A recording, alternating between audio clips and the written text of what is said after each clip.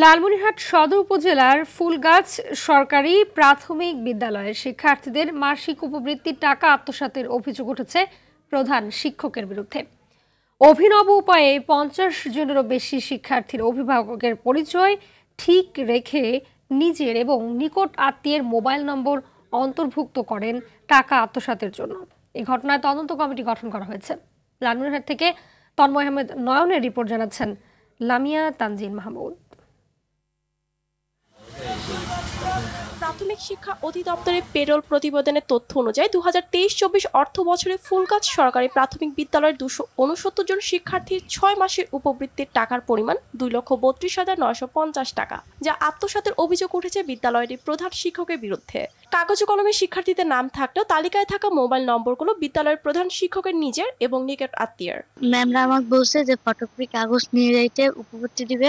আমি নিয়ে গেছি কিন্তু উপবৃত্তি পাইনি। তারপরে এবারও চাইছে দিছি, কিন্তু ম্যাম বলছে যে পাবে, একটু ধৈর্য ধরো, এই কয়েকদিনের মধ্যে পাবে, কিন্তু তারপরে আমরা পাই নাই উপবৃত্তি। কিন্তু আমার মেয়ে পায়নি। কাগজপত্র ঘাটাঘাটি করে দেখি যে আমার মেয়ের উপবৃত্তি ওই প্রধান শিক্ষক সামিউল ইসলাম জুয়েল খায়। কাগজপাতি আমার জুয়েল স্যারকে নাইলে 10 বার দিছি এই উপবৃত্তির টাকার জন্য, নাম্বার টাম্বার সব দিছি।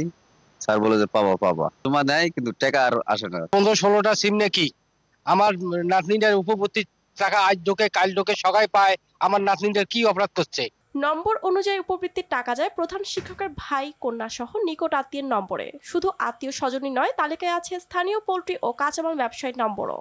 বাকি টাকায় তো এমন ভাবে যে আসলে 3 মাস পর 4 মাস পর আমাকে পেমেন্ট করতো। তো কোনো এক সময় যখন আমার 2000 বা 2500 উপরে বাকিটা হয়ে গেছে, তো উনি আমাকে এসে বলতেছে যে তোমার নগদ নাম্বারটা দাও। উনি আমাকে এসে বললো যে তোমার নম্বরে টাকা ঢুকছে, তুমি টাকাটা তুলে নিও।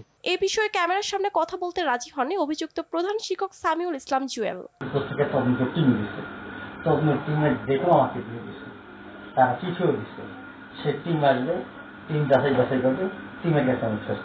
ইতিমধ্যে এই ঘটনায় তদন্ত কমিটি গঠন করা হয়েছে। বিদ্যালয় খোলার সাথে সাথে ব্যবস্থা গ্রহণের আশ্বাস দিলেন এই কর্মকর্তা।